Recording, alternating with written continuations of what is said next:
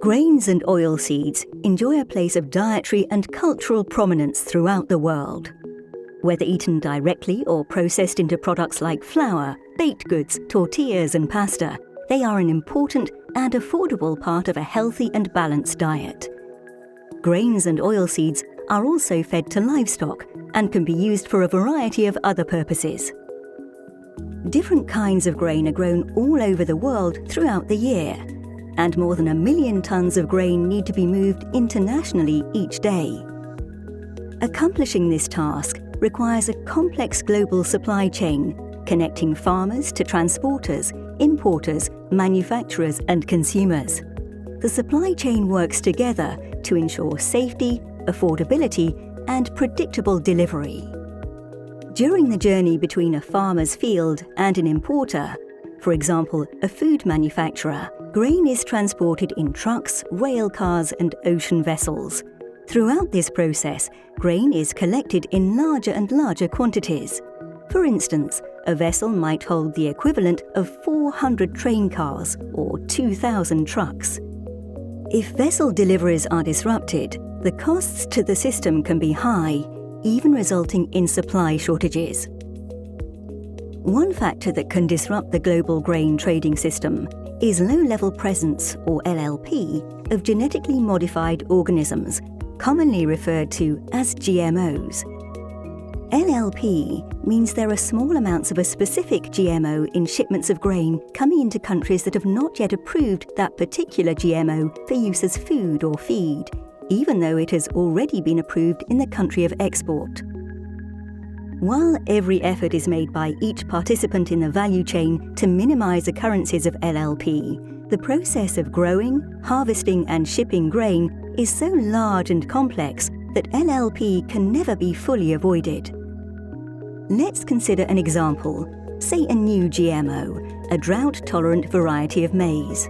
Before farmers can begin growing this maize, it must undergo any environmental and food safety assessments required by government regulators. The maize is also submitted for food safety approval in the markets where the grain is likely to be traded. This means that for globally traded products, food safety assessments will be repeated and confirmed numerous times. In fact, some popular products have been reviewed by more than 25 food safety authorities globally, all following international standards set forth by the Codex Plant Guidelines, the UN international guidelines for conducting food safety assessments. Going back to our maize example, after careful study and evaluation, the product is submitted for any required regulatory approvals in the countries where it is intended to be grown.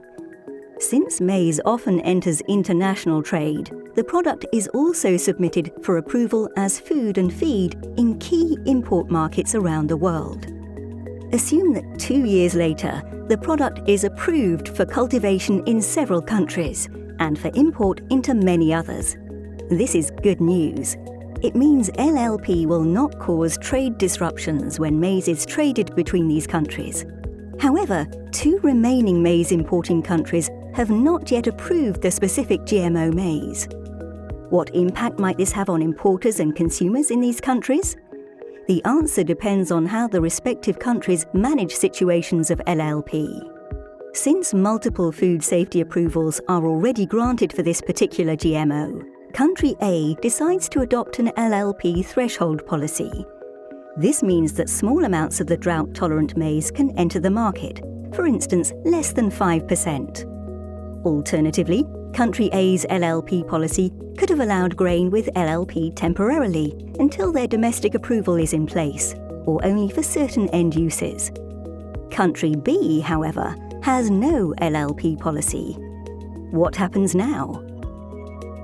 When a vessel arrives at the port in Country B, maize is offloaded into bins, and the vessel continues on to its next destination. Without an LLP policy, what will Country B do if they become aware of LLP in this maize shipment? They may decide not to accept the grain, despite numerous assessments by global regulatory bodies assuring no safety concerns. But this poses a problem for the port. The grain cannot be reloaded onto the delivery vessel as it has already departed, and it cannot be loaded onto another ship and taken to a different market, since delivery ports are often one-way systems. For Country B without an LLP policy, manufacturers can experience supply delays or shortages, and ultimately, consumers have less choice and higher costs for food and goods. How could this have been prevented? Reducing the gaps in the timing of product approvals between countries is the best way to avoid trade disruptions. But when that isn't possible, transparent LLP policies are necessary to enable predictable trade, a reliable supply of commodities, and access to innovation for farmers and consumers around the world. LLP is not a safety issue. It is a market access issue that can cause years of delays in the introduction of beneficial new innovations, such as those that are needed to respond to climate change, meet global nutritional needs, and improve food security. It can also cost the agriculture sector millions of dollars. Well-thought-out LLP policies benefit seed companies, farmers, consumers, grain traders, importing countries, and exporting countries alike by creating an efficient and predictable trading system. With everyone doing their part, the value chain working to minimize LLP, and regulators working to reduce the time gaps in product approvals between importing and exporting countries, we can work together to eliminate unnecessary waste and make sure that grains needed for consumption and manufacturing find their way to market.